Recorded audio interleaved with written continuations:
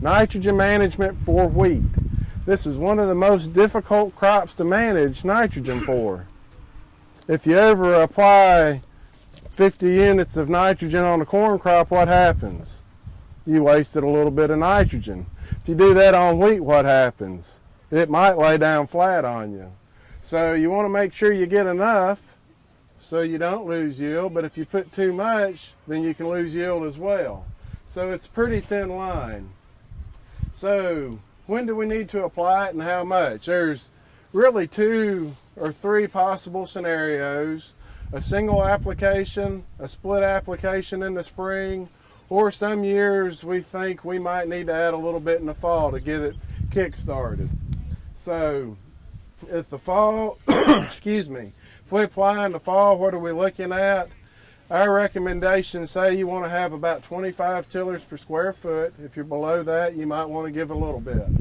Usually the amount of nitrogen you add with your DAP fertilizer is sufficient. So generally you don't have to go out there and run top dress with urea in the fall. I'm just trying to get that tillering stimulated. Here's the growth stages in wheat. So if we're looking at a single application, we're probably going to try to shoot somewhere between Figs 4 and Figs 5. If we're doing a split application in the spring, somewhere between Figs 2 and Figs 3, middle of February to end of February, maybe a little bit into March depending on the season. And then our second application somewhere between Figs 5 and Figs 6. Kentucky, soft red winter wheat. What happens if we're applying nitrogen out here at Figs 7, Figs 8, Figs 9?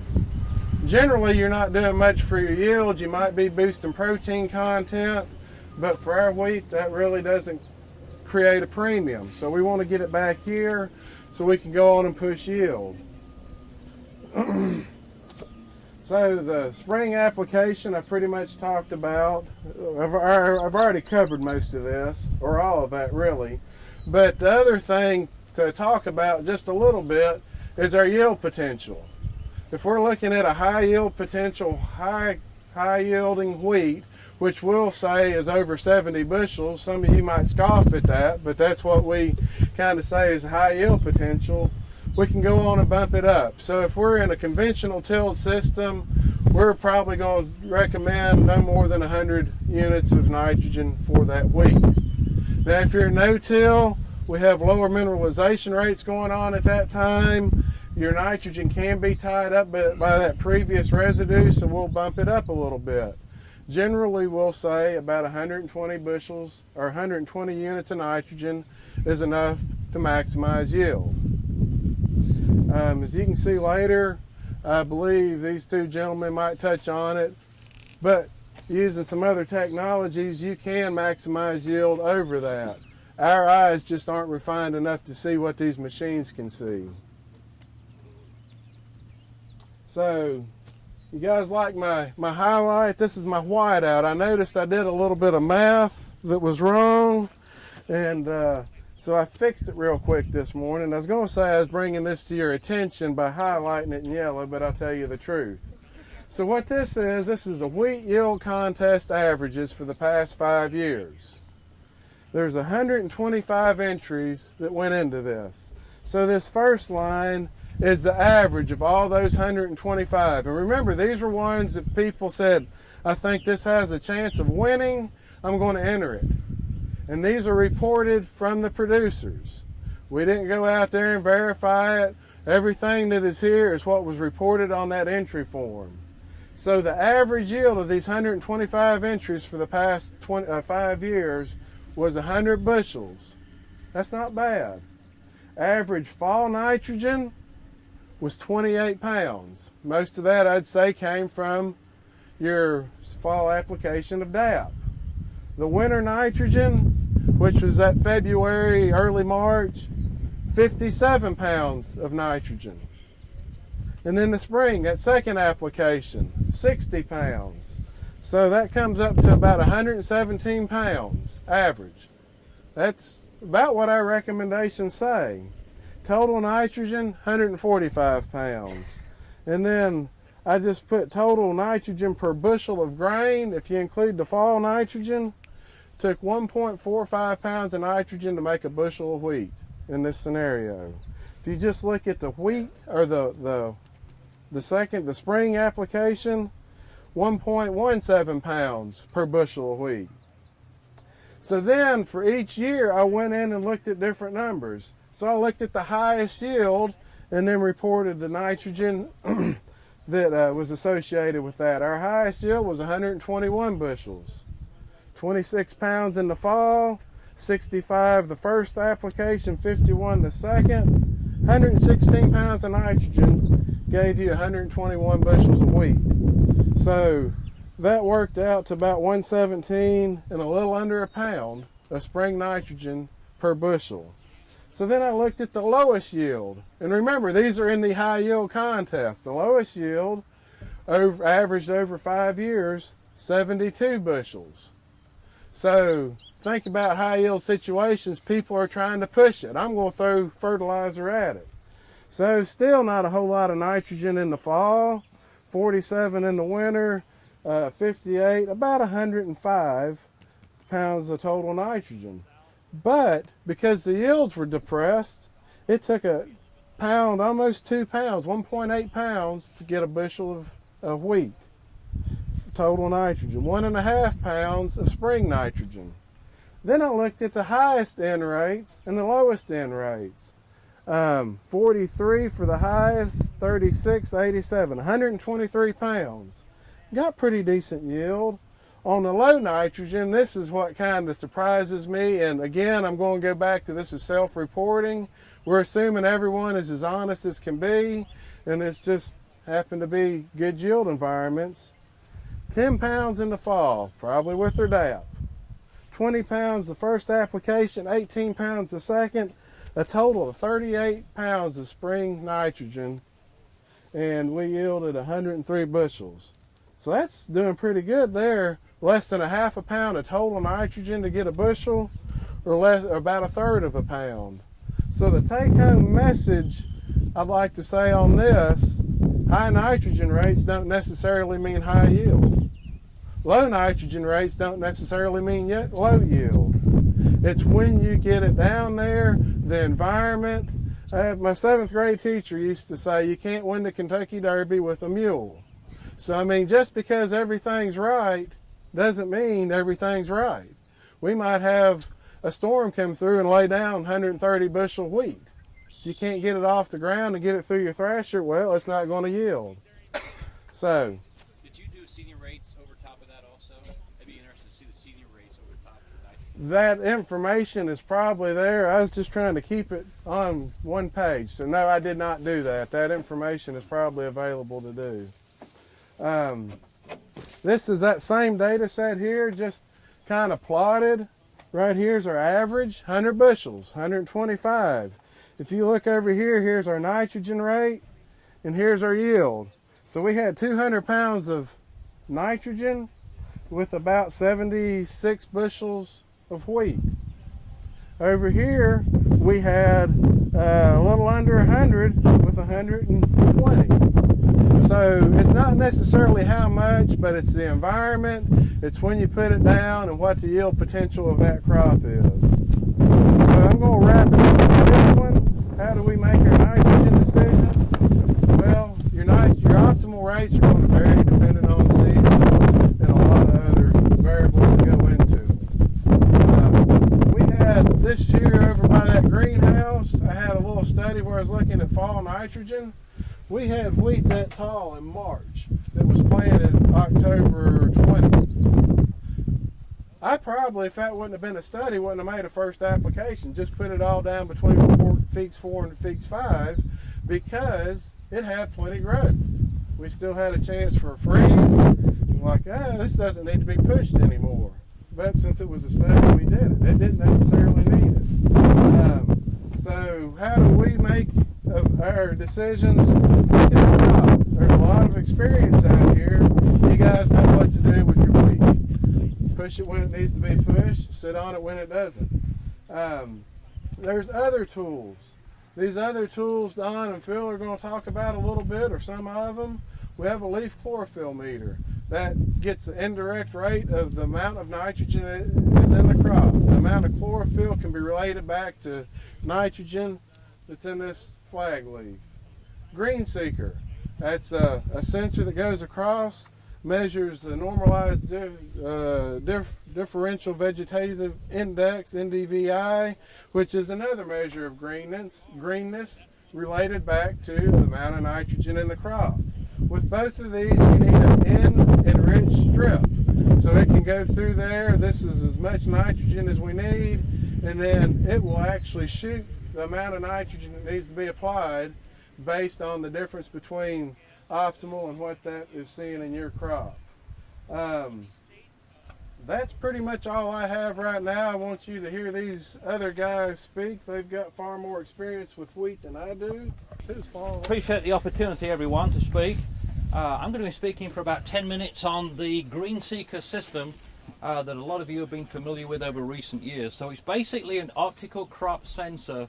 In my opinion, is a really good tool to try and address some of the spatial variability within a field. And we're lucky enough to have Dr. Lloyd Murdoch with us this morning. Dr. Murdoch's probably done more with this Green Seeker from a research perspective than most anybody else in the industry. So it's great to have him along and really appreciate all your work with it. So it's basically a tool. It's one of the tools in the toolbox that we can use to help refine and improve nitrogen applications to wheat. One of the challenges that I have as an agronomist is trying to determine the most accurate nitrogen rate, the most suitable and economic nitrogen rate for a wheat field. But we've got a lot of challenges, and a lot of those challenges include variability within the field. Is there high yielding corn in certain areas from the previous year and low yielding areas in others? So right there, there's an opportunity to change nitrogen rates within a field. Is there differences in soil types, soil drainage, nitrogen losses? There's many factors that fit into this equation, and the bottom line is this is a tool that we can basically wave over the crop in the spring, and in conjunction with an enriched strip that must be used, we basically look at the enriched strip, compare it to the field to come up with an algorithm that Dr. Lloyd Murdoch's generated. So basically what we're doing, we're using a standard first application of nitrogen, generally going on late February, perhaps early March. Then we're coming back with a second application as close as possible to Fig 6 with generally 4 to 6, perhaps 8 of these optical Green Seeker sensors equipped across the boom. At this time, and this is a deficiency in the technology at this time, but at this time all of the sensors, the values of the sensors is average and basically generates a single prescription across an 80, 90 or 120 foot boom. I would really like to see it split up into smaller boom sections. We've got the technology from the sprayer part, but it needs to be integrated into the sensor part. So instead of making a 120 foot application width across the sprayer, it needs to be split into 2 or 3 or 4 or more segments if possible. So that's basically the technology end. So basically using an enriched strip as a calibration within the field, and then we sense in other areas within the field, and the comparison between the enriched strip and the zone within that field is going to generate a prescription based upon Dr. Lloyd Murdoch's algorithm. Okay? So just a small field, but it's a pretty nice example. Just an aerial photograph. You can start seeing in a wheat field, we've got super dark green areas. Perhaps the corn yield was lower in that area, more residual nitrogen. Then we've got yellower areas, perhaps the corn yields were higher, perhaps there's poorer drainage, especially in some of these regions. So most growers, not all, but most growers are applying the same amount of nitrogen from side to side, end to end of a field, and that's not necessarily the right thing to do. So there's some big opportunities to control input costs and to increase yields by perhaps reducing the N rates in the super green areas and increasing the N rates in some of these yellow areas that had perhaps higher corn yields the previous year. So let's look at this for an example. Not a good example, but it's the best example I could find. 2012 around Hopkinsville for many growers was a really poor year. Okay, extremely dry late, and for those of you in that area, a lot of guys saw 50 to 75 bushel corn yield averages on some of the fields that were on thinner soil types. Okay, this was a field, the worst one I could find, it was a 35 bushel per acre corn yield, so really poor yields. But the bottom line is, look at the amount of variability. The white areas here represented 0 corn yields, 0. The yield monitor went to 0. But then in these greener areas, we had yields over 125 bushel per acre. So that's what I call pretty extreme variability, and I picked this out for that reason. So we got from 0 to 125 bushel corn within the same field. So you can imagine from a wheat perspective on the field that follows this the following year, how much of a challenge it's going to be to try and determine the nitrogen rate when you've got 125 bushel corn yields here that mopped up however much nitrogen, and then 0 corn yields here that basically took up no nitrogen. So apart from the losses, that's going to equate to a pretty substantial requirement from a nitrogen perspective.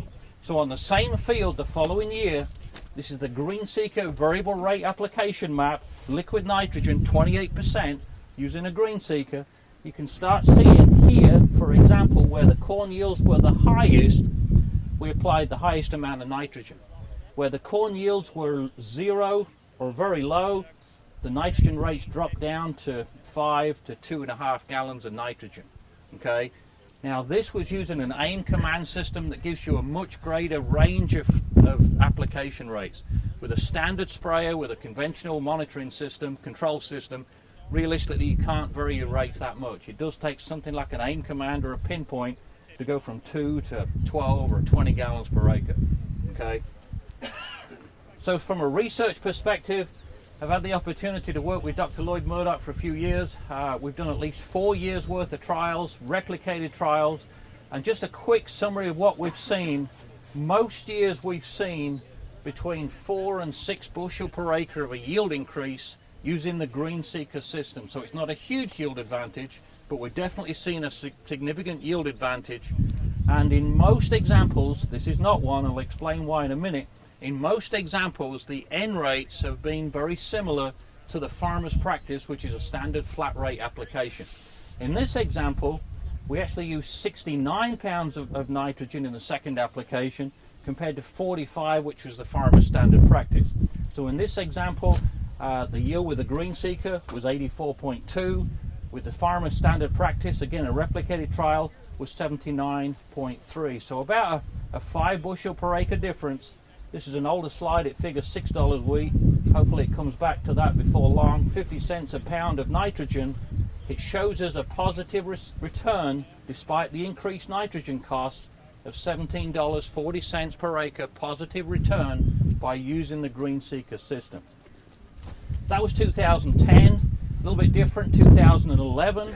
The GreenSeeker actually suggested a very similar nitrogen rate to the farmer's standard practice. The farmer's standard practice was 52 pounds. The GreenSeeker suggested 51. But even within this field, we saw a lot of variability in the nitrogen rate. So despite the nitrogen rate applications, the rates being very similar, we actually still got a good yield response to the GreenSeeker system because we were able to variably apply the nitrogen.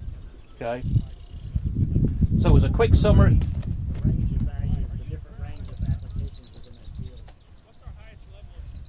if I remember on this trial, and I was in the sprayer when we did it, we were seeing from 10 to 25 gallons for a second application rate range. These trials were not done with an AIM command. We have an AIM command system on this grower that we work with now, which gives us a much greater range of application, which is very positive. But with a standard rate controller, you're really limited from a pressure perspective. All you're able to do is vary pressure unless you're willing to change speed. So it gives you some limitations. But the AIM command system or the pinpoint or any of the other systems that are on the market or coming out, that's going to really help us make some bigger rate changes even at the same pressure range. So as a quick summary, the GreenSeeker, in my opinion, has been proven to increase yields and profits. It's not a cheap system.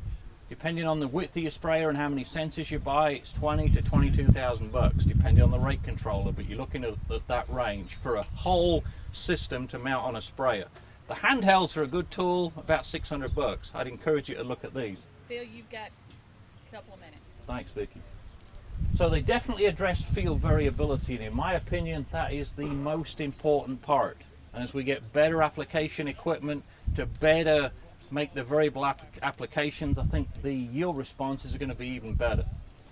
Current crop conditions are used to determine fertilizer rates, so this is a real time. You know, within 1 to 2 seconds of that green seeker giving you values that are sent to a rate controller, and those values go out to the stream bars that you're applying your nitrogen with, you know, you're looking at plus or minus 2 seconds, so it's almost real time, and in my opinion that's very positive. A lot of guys are wanting to do aerial imagery, which takes 7-10 days to be processed, and you've got to make a variable rate map. Before you know it, the application map is outdated. So again, this is almost real time. So application rates automatically adjust based on the readings taken by the sensors in the field, as we've discussed. They can be used in conjunction with most rate control systems on the market. There's a few exceptions, but pretty much they can be integrated within most control systems. They will work in any weather conditions, day or night, but not rain. I want to start this by saying that this is why the land-grant college system is important to us.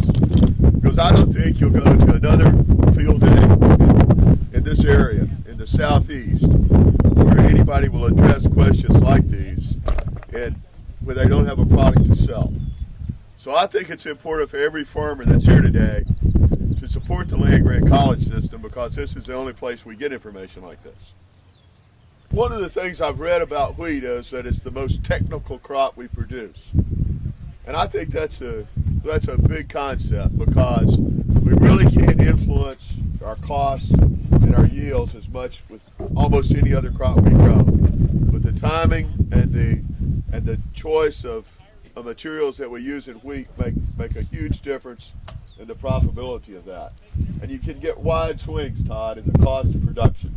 And there's no better, I haven't seen the slide before this morning, but I think it's just amazing when you look at, you've got some examples of producing a bushel of wheat for half of the rate that you do, or a third of the rate of some of the other contest wheat yields. That's a huge, I mean, if nothing else, that's just a huge cost difference. So I think that example is the fact that there are a few things that our knowledge of nitrogen use in the wheat crop is a huge opportunity for more research to learn the amount of nitrogen, the timing of nitrogen, and its impact on our yields. And if nothing else, it's just it's the huge dollar number per acre. But there's another issue that I think we're all going to have to face, and that's happening in the heart of the Corn Belt around Des Moines, Iowa. And leaving politics aside on this issue, because I know both sides have taken positions, but what you have without a doubt is the Des Moines Water Works are spending a huge amount of money to take nitrogen out of the city's drinking water, because the nitrogen is flowing into their water source. And there's a controversy about where that nitrogen is originating from, but you can't deny the fact that Des Moines is circled by the best corn production areas in the country. And it's not only going to be a political issue, because anytime there's money involved, somebody's going to sue somebody. So the fact is, Des Moines is spending a lot of money to get nitrogen out of the water, and they're going to sue somebody to make them pay for it. And if that's happening in the heart of the Corn Belt, that's not going to be the only place that happens. It's going to happen. I mean, that's just a precedent that's going to happen around the country. And so, besides the dollar numbers that we can save, which are, in my mind, the most important issue, what we're going to have to do as an industry, we're going to have to do the best job we can at making sure that we use our inputs correctly to produce so that we get the lowest use of we use the least amount of nitrogen we need to get our best yields. And I think the Green Seeker is a tool. It gives us a real opportunity to do the best job we know how to do using that. But on our farm, we've been using it for 4 or 5 years with mixed success. The years that we've used it and it's done well, we've gotten the numbers that Phil generated. Our problem is that Phil doesn't live on our farm, because we've also had years when we we had everything ready to use in February, and it was looking perfect. We go to the field. It's time to put our second shot of nitrogen on. The green seeker doesn't work. And sometimes it's been as simple as just a bad short somewhere. But there are miles of wires on these things, and finding that short when it's a beautiful day and we can run is probably something we're not going to spend a lot of time doing.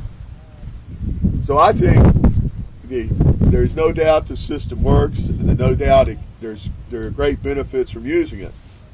What we have to do, I think, is improve, is tell Trimble we need better support. Green Seeker was kind of the brainchild of an individual that went through several ownership changes. Eventually Trimble bought it, but Trimble it's still not supported. It's not supported like an Apple iPhone, I'll tell you. And the concept is great, and we need the university to continue to try to tell us how many pounds of N we need. I mean, I would assume in some of these instances, maybe diseases weren't controlled, maybe the seed count, the seed germination levels made a difference. There are all kinds of factors that could have impacted these numbers, but we don't really know. I mean, we've got these voluntary submissions, but there's no documentation of it. So I think, I don't know, does Princeton generate numbers where we actually can look at nitrogen use per bushel of wheat produced? But that's where we need to go to, because it's a big issue. I mean, not only because of the environment, but just staying in business.